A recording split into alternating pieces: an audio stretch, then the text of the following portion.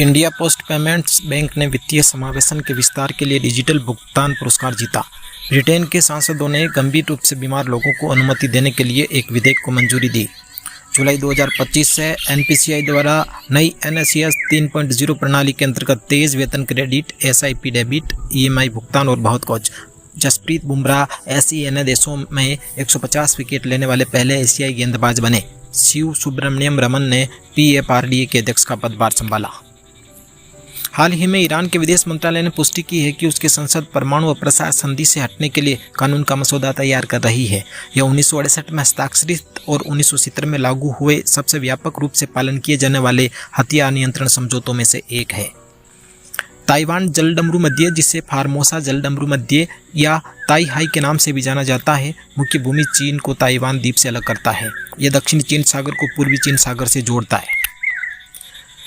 Cook islands, ये दक्षिण प्रशांत महासागर में ओशिनिया के पोलिनेशिया में स्थित है। ये न्यूजीलैंड के उत्तर पूर्व में अमेरिकी समोआ और फ्रेंच पोलिनेशिया के बीच स्थित है। ये न्यूजीलैंड के साथ स्वतंत्र सहयोग में एक स्वशासी राष्ट्र है। प्रशासनिक केंद्र अवारुवा है। बेंगलुरु स्थित centre for nano and soft matter sciences के वैज्ञानिकों ने एक स्केलेबल अगली पीढ़ी का उपकरण विकसित किया है जो केवल सौर ऊर्जा का उपयोग करके जल के अणुओं को विभाजित करके हरित हाइड्रोजन का उत्पादन करता है।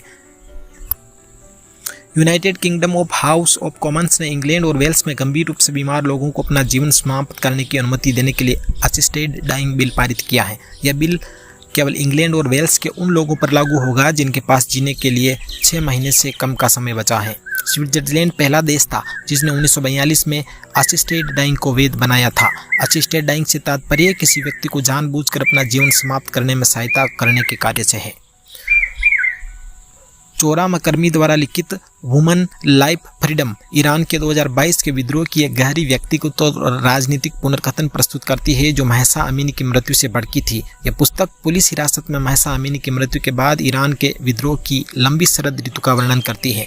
कहानी के केंद्र में युवा ईरानी महिलाओं की भूमिका है जिन्होंने वुमन लाइफ फ्रीडम अवज्ञा का वैश्विक नारा बना दिया। संचार मंत्रालय के डाक विभाग के अंतर्गत 100% सरकारी स्वामित्व वाली इकाई इंडिया पोस्ट पेमेंट्स बैंक को वित्त मंत्रालय द्वारा प्रतिष्ठित डिजिटल भुगतान पुरस्कार 2024-25 से सम्मानित किया गया है। पिछले वित्त वर्ष में विशेष उल्लेख अर्जित करने के बाद IPPB ने वित्तीय वर्ष 24-25 के लिए भारत के सभी भुगतान बैंकों में पहला स्थान हासिल किया।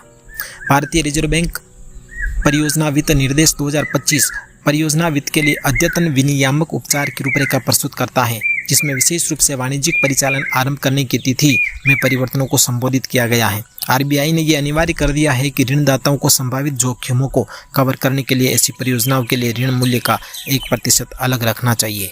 यह नई आवश्यकता 1 अक्टूबर से लागू होने वाली है। केंद्रीय पर्यावरण, वन एवं जलवायु परिवर्तन मंत्री ने मानव वन्यजीव संघर्ष प्रबंधन के लिए समर्पित उत्कृष्टता केंद्र की स्थापना का प्रस्ताव रखा है। मानव वन्यजीव संघर्ष के प्रबंधन के लिए AI सहित उन्नत प्रौद्योगिकियों के साथ भारतीय वन्यजीव संस्थान, सलीम अली पक्षी विज्ञान एवं प्राकृतिक इतिहास केंद्र में उत्कृष्टता केंद्र की स्थापना की जाएगी। जसप्रीत बुमराह SENA देशों में 150 टेस्ट विकेट तक पहुंचने वाले पहले एशियाई गेंदबाज बन गए हैं।